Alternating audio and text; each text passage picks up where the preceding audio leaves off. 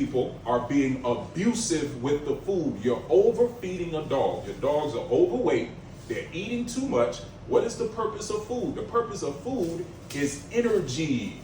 That is the purpose of food. So if you already have a dog, pretty girl, if you already have a dog that's a high energy dog, as you can see, she is a pit bull. Pit bulls are high energy dogs, okay?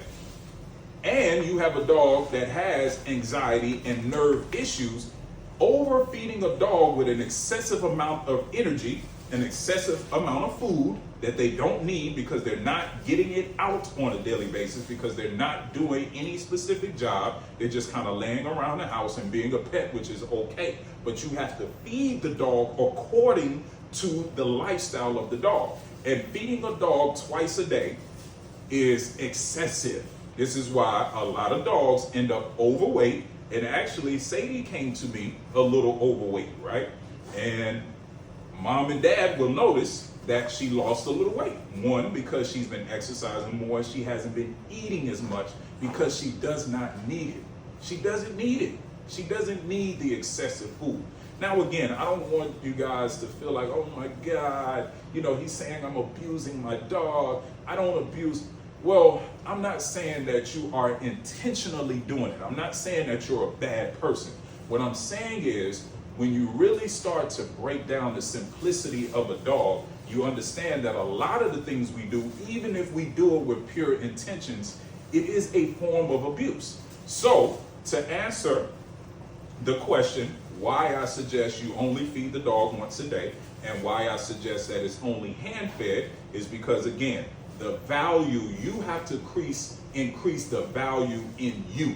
Your dog has to look at you as the most fun and the most important thing in the world. And the easiest way to do that is by giving them what they need and what they desire straight out of your hand.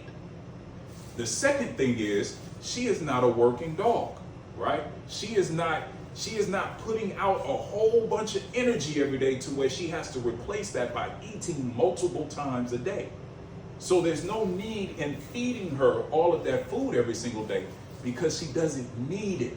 All it's going to do is, over time, is cause health issues like diabetes and things like that in the dog, which are not natural to dogs. It's not even natural to humans, but humans is a whole different conversation, right? So what you're starting to see with dogs is dogs are starting to take on human health issues because we're starting to overfeed dogs like we overfeed ourselves, right?